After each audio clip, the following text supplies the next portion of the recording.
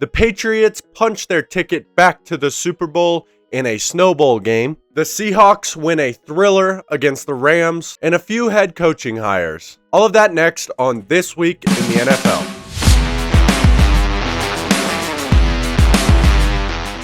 The Patriots beat the Broncos 10-7 in a bit of a snowball game. Unfortunately, my Broncos will not be going to the Super Bowl this season, and I am sad about it. I'm not too crazy sad about it, though, because in my opinion, we are going to have more chances to be in this position. This team is still not as good as it can be. What Denver really needs is an offensive playmaker, and that's just something that they haven't had. And I will talk a lot more about the Broncos in another video because I'm doing my eliminated series. If you haven't seen that, go like and subscribe and go watch those videos where I talk about every team that has been eliminated so far from the playoffs. And I will be doing a Broncos and Rams one very soon. But to talk about the Patriots, their defense was really good in this game. They seemed to be ready for Jarrett Stidham, except for the second drive of the game. Obviously, he was able to get the 52-yard pass and then the rollout touchdown. But besides that, this defense was really good. They were able to generate a pressure on this offensive line, which was said to be one of the better ones in the NFL. Christian Barmore and Milton Williams had really good days. They didn't let Denver get a steady run game going, and they really made the game hard for Jarrett Stidham this entire football game.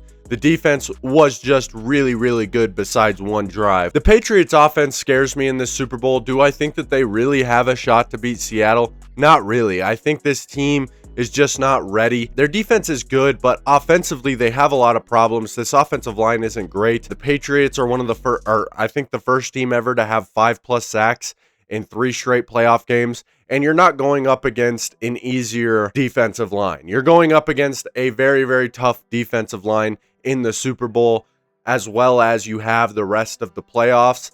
And this time you're going up against an offense that is going to be able to put up points. They just put up 31 points on a decent Rams defense. Obviously, the Rams defense is not on the caliber of a Broncos, Texans, or Chargers, but they're still a pretty decent defense, and they were able to pick them apart. And I don't think it's going to be much of a different thing with the Patriots. The Patriots defense has not had to face the caliber of offense that the Seahawks are with Sam Darnold, Jackson Smith, and Jigba, and the way that Kenneth Walker is playing. Like, Kenneth Walker is playing at a best in the world type of running back right now. He has been absolutely amazing in this playoff run, especially last week when he didn't have Zach Charbonnet in the game, and he was just on another level. And Sam Darnold has leveled up. In the pressure moments, he's looked great.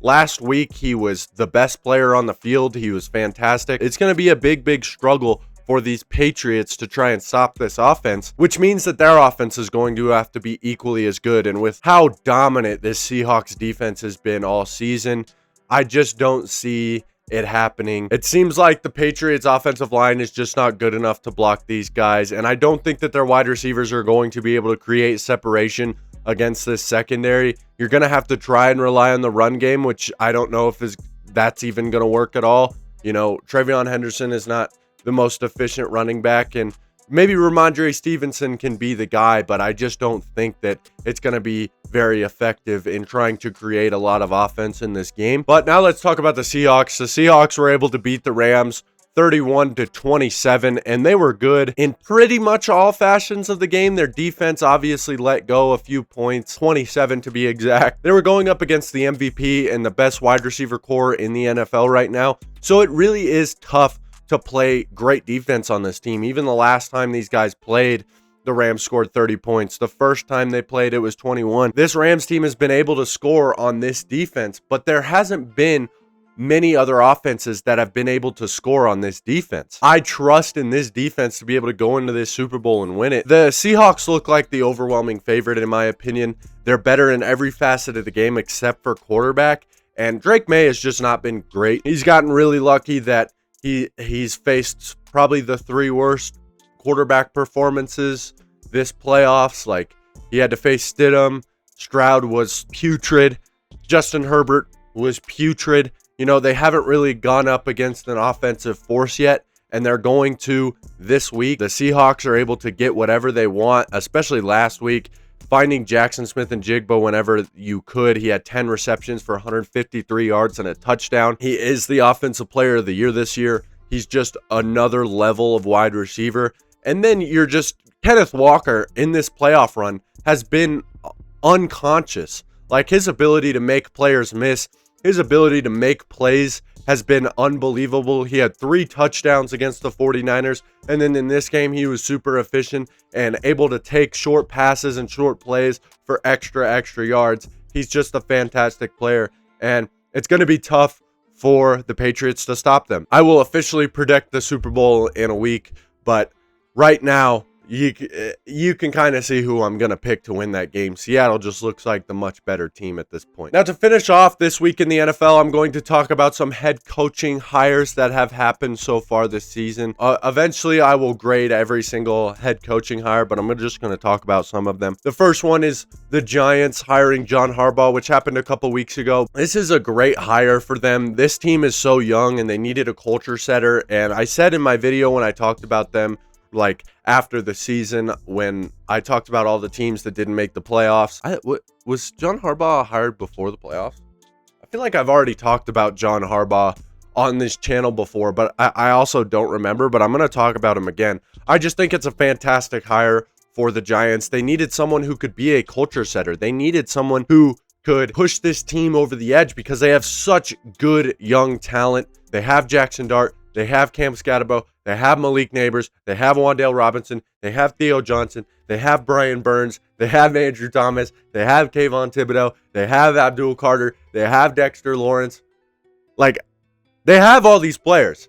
This team really can be so good next year. They just needed someone who could set the culture of this team, and he is the guy who's going to do that. The Giants have a very, very bright future ahead. The next one was the Baltimore Ravens. Probably the best hire of the offseason, in my opinion. Jesse Minter, the defensive coordinator for the Chargers, now head coach of the Baltimore Ravens. This is exactly what they needed. They needed a guy to come in here and really set this defense straight, because the offense is going to be fine. You have Derrick Henry, you have Lamar Jackson. You just need some more tools for Lamar Jackson to use, but this offense is going to work at a high level. You don't have to necessarily worry about finding the greatest play caller in the world for that system. But to find a guy like Jesse Minter, who has made this Chargers defense so much better than people thought it would be over the past couple years, and getting the most out of the talent that they have. And I said in the video when I talked about the Ravens that all they needed was a defensive play caller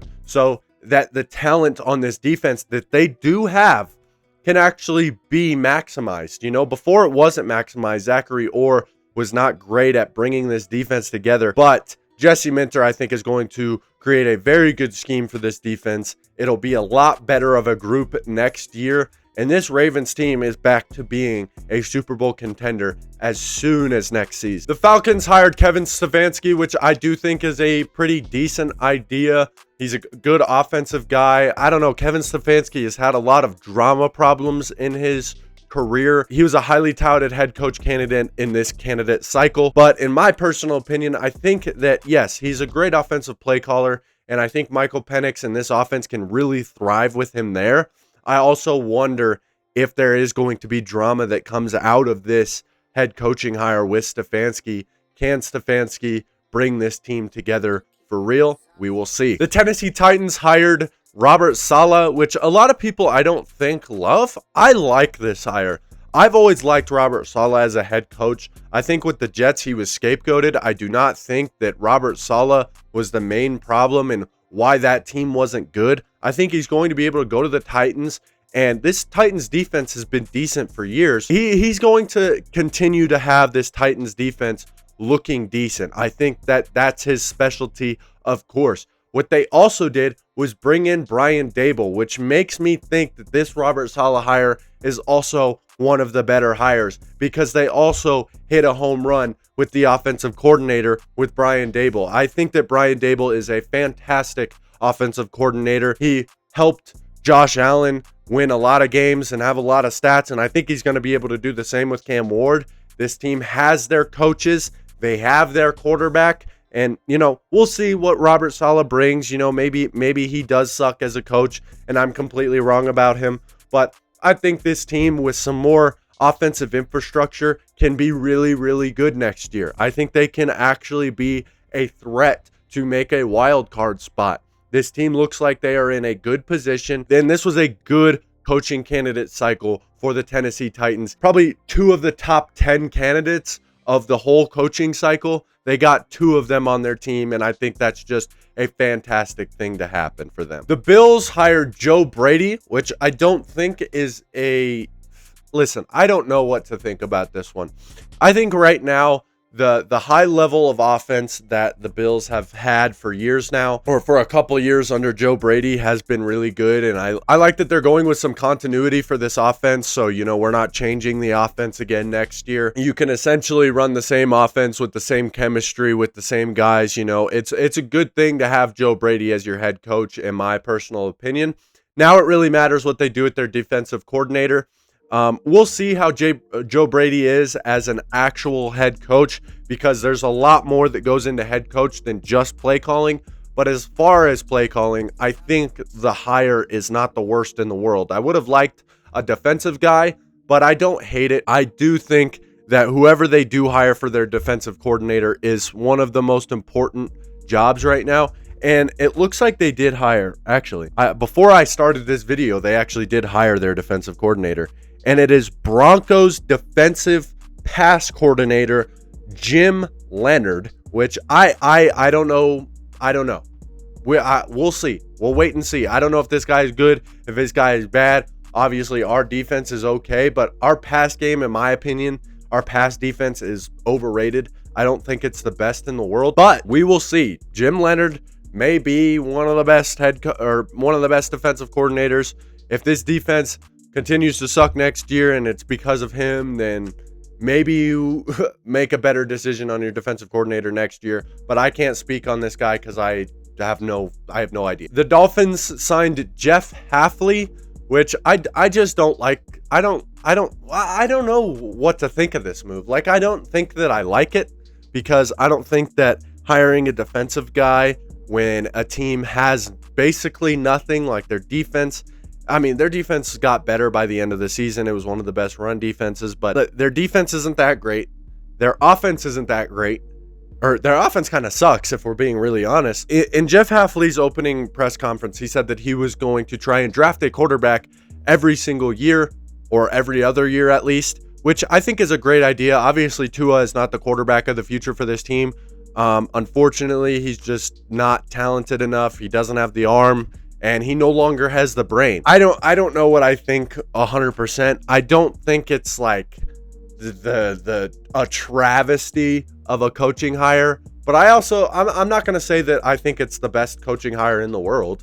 I don't think that this is going to maximize this team. I don't think that Jeff Hafley is going to be here in a couple of years. He's probably going to be fired in a year or two. I guess you had to hire somebody. And for the last coaching hire thus far is Mike McCarthy to the Steelers, which is by far the worst hire after the Steelers got eliminated. And I made talking about every team eliminated in the wild card round. I talked about the Steelers and Mike Tomlin stepping down and how this is exactly what they needed. But Art Rooney had still said that even though Mike Tomlin is gone, their goal is not going to be to, revitalize, rejuvenate this team, suck for a while, and, build this team back up.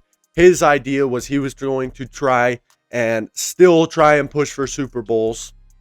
At that time, I said, I hope that Art Rooney is just saying this because he has to. Owners can't just outright say, we are going to tank and suck, and we're going to try and get the first overall pick next year, because tanking is illegal in the NFL if you outwardly say, yeah, I'm tanking. But he was being serious.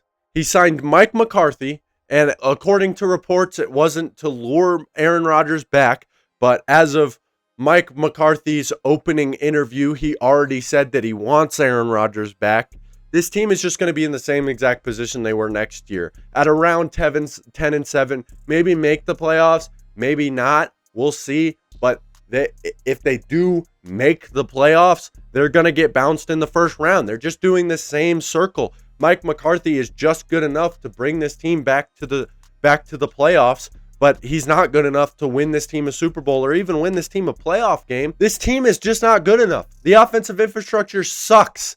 It's terrible. And the defensive infrastructure now sucks. This team used to be known for its defense, and now both its offense and its defense suck. They're going to try and bring back a 41-year-old quarterback, and he's going to be 42 next year. With this offensive infrastructure, it just doesn't look good. It just doesn't feel good. This team needs to just reset. It's been so long since this team has been truly contenders. They've been in no man's land for the longest time. It's like the Miami Heat when they were making the play-in every single year. Now, granted, they made the finals one season, and the Steelers can't even win a playoff game. But at the end of the day, there has to be a point where you just give up on this regime. Give up. Mike Tomlin left. This team is over. Just get rid of everybody. Rebuild. Get draft picks. You're not going to ever get better by getting this 20th overall pick every damn season. You're just not going to build the team back to an actual contender by doing this over and over again. According to Art Rooney, he's the one who has been pushing this team to barely make playoff runs. It hasn't really been necessarily Mike Tomlin. I think it's been the entire organization as a whole. And this move to sign Mike McCarthy, which is the worst coaching hire of the cycle so far, is just another piece of evidence as to this team is okay with just making the playoffs. That's what they're okay with right now. That'll be it for this week in the NFL. I hope you guys enjoyed it. If you did, please leave a like and subscribe to the channel, and I will see you guys in the next video.